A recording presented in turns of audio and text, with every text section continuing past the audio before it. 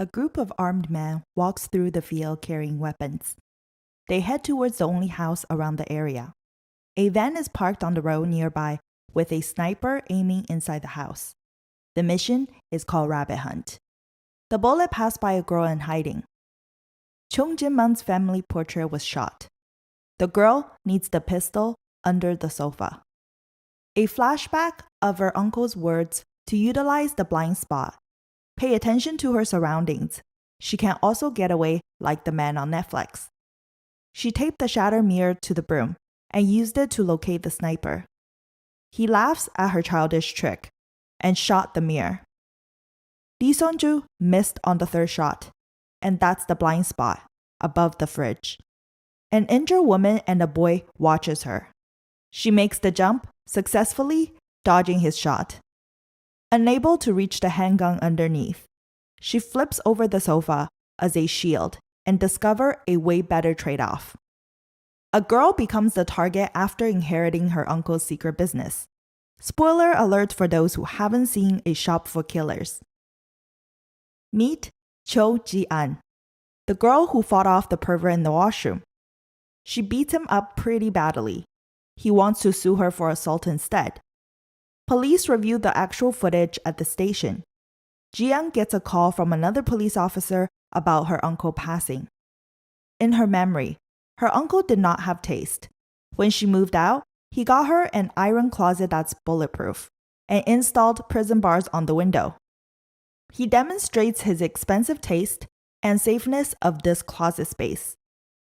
As a kid, he taught her to shout his name at the sky 3 times if there were any emergency. Uncle Cho Jin-man emphasizes the importance of ID numbers. He wanted her to memorize her student ID. Ji-an verified her uncle's body. It was ruled as a suicide from a slit on the neck. She notices her uncle's tattoo, Murder Help. She needs to prepare a portrait for the funeral. Unable to enter the house he raised her in. Pei Cho-min shows up, a boy from her childhood, who majored in computer engineering. He helps her with uncle's funeral portrait. Her uncle was the owner of an online agricultural hose company after serving in the military. Cho-min worked part-time for Ji-an's uncle. Police reached out to Cho-min as he was the last one uncle called. An unknown arrangement was sent by comrade Lee Yong-han to the funeral service. Pei Cho-man offered to help clean the washroom, where uncle committed suicide. He found a secret phone in the cabinet. A pair of mysterious twins show up at the funeral. The taxi driver is a childhood friend of Uncle Jin-man. He cries at the funeral as if they were married. Other friends talk about Ji-man's glorious days. When they were kids, the father of these men owed a lot of money. Uncle Jin-man saved the life of the crying man and gave them money. Ji-an realizes after 10 years she didn't know much about her uncle. 7-year-old Ji-an meets her uncle Jin-man. He keeps taking her barbecue meat. He hasn't been home for 8 years. His brother scolds him for not keeping in touch. Ji-an snatches the piece of meat from uncle. He introduces himself to her. A giant man lights Ji-an's smoke. He is the funeral bus driver. On the funeral bus, uncle's friends are confused why Ji-an did not even shed one tear. At the house, where she grew up, Ji-an recalls flashbacks of her uncle. He was always calm and collected. Ji-an asked Cho-min to stay by her. He showed her the phone he found in the washroom. A text came through. A deposit of 70 million won, asking when they can receive the item. A balance of 18 billion won appears on the account. Ji-an asked Cho-min to show her uncle's irrigation hose company website. Things just don't add up.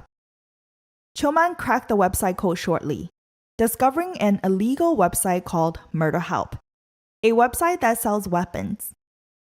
A message popped up asking for products. Ji-an offers to return the money as the site will be closed. The person asked if Cho Jin-man is dead, and the next dead person will be Ji-an. Cho-min immediately shuts it down, debating if they should call the police. The doorbell rang. So Min-hee appears at the door. She claims to be Jin-man's Chinese tutor, who carries a pistol with her teaching materials. Not sure what to do? Ji-an receives another text telling her not to die too soon. They will come for her. Meanwhile, Min-hee made her way to the front door. There are drones heading towards the house. Who are sending these? Skilled killers gather for the rabbit hunt. Mr. Kim takes out his code chip.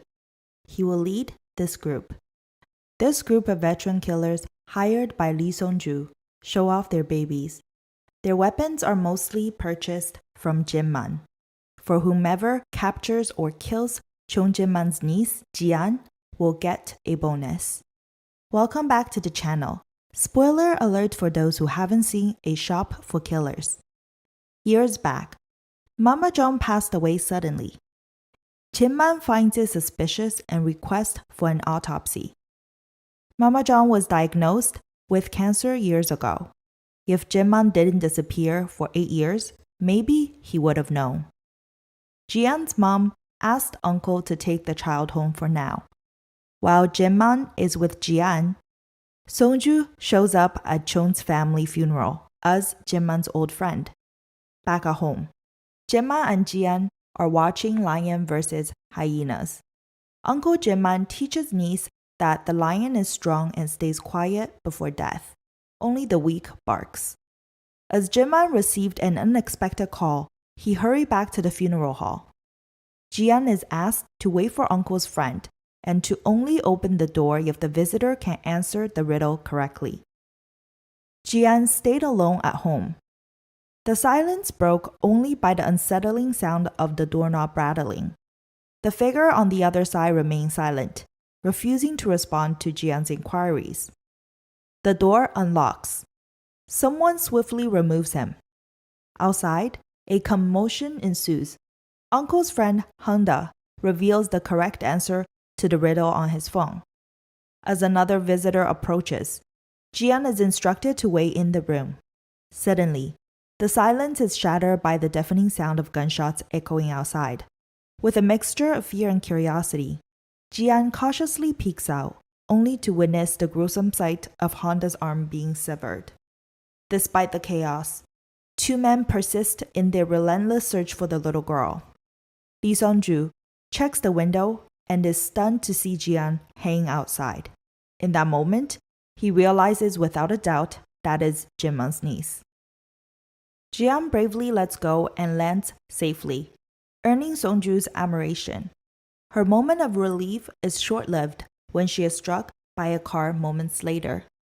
Witnesses rush to her aid, and she is swiftly transported to the hospital. Amidst the chaos of the accident, Ji-an receives devastating news from the police about her parents' death. That night, in the depth of her relentless slumber, Ji-an is plagued by haunting dreams. In her subconscious, she finds herself confronted by a vicious hyena. The man from earlier, armed with a gun, follows Ji-an to the hospital. Sensing danger, Ji-an flees until she's trapped in the morgue. With the man closing in, Ji-an hides in her mother's body's drawer. Gunshots echo through the morgue and the door opened. Uncle Jin-man swiftly carried Ji-an and shielding her eyes from the chaos. After a lengthy drive, they finally arrive home. Ji-an stumbled at the door. Uncle Jin-man reassured her, acknowledging that he could never replace her parents. Struggling with aphasia and amnesia, and likely PTSD from her parents' loss, Ji-an faces immense challenges. Filled with guilt, Jin-man pushes himself with a self-inflicted slap. At school, Ji-an endures relentless bullying, labeled as the mute and stupid. When Chongmin extends a helping hand, Ji-an stubbornly refuses. Enraged by cruel gossip about her parents' suicide, she lashes out, hurling a chair at her tormentors. After school that day, there was no one to pick her up. Ji-an walks home alone in the pouring rain. From a distance, Jin-man follows Ji-an in the car, torn between concern and respect for Ji-an's independence. Seeing her refusal of a ride, he drives away. In the following days, Jian goes to school on an empty stomach. Meanwhile, Uncle eats dinner alone, and Jian prepares her own meal. They silently take turns watching TV. Communication remains minimal, with Jian leaving a post-it note requesting school supplies. Uncle responds by clipping money to the fridge. This routine continues, almost becoming a game of sorts, with Jian's note for supply being met by the appearance of money. However, one day, the money stops coming.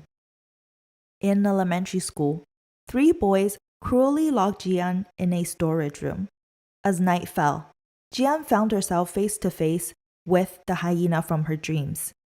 Overwhelmed with fear and despair, she cried out for her uncle, Chongjinman, repeatedly. Miraculously, the door swung open. Finally free, Jian found her voice, tearfully questioning why her uncle hadn't come sooner as he had promised. Together as each other's only family, they share a comforting meal of Korean barbecue. In the current situation, Jian is grown. Tutor So Min-hee, confronted with multiple unsuccessful attempts to gain entry, ultimately decides to depart.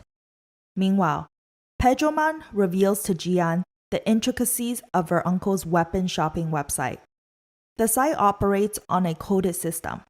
Code Red is reserved for killers seeking high-grade weapons. Code Purple is designated for spies in need of tracking tools and basic weapons. Code Yellow is assigned to the cleanup crew, providing necessary items to sanitize a scene. Code Green is exclusively for members of murder help operations. These individuals are to be protected at all costs, and no member may attack or harm those with a Code Green designation. Uncle Jinman and Jian are the sole holders of Code Green. As they rush outside upon the collapse of the garden wall, they are met with a swarm of deadly drones. They quickly realize that their house is bulletproof, providing them with a crucial advantage. However, their safety is short-lived, as a series of bombs shatter the protective glass. In a desperate bid for survival, a drone locates Chongmin's hiding spot. Jian, armed only with a slingshot, rushes to the rescue, surprising everyone with her ability to take down the drone with such a seemingly simple weapon.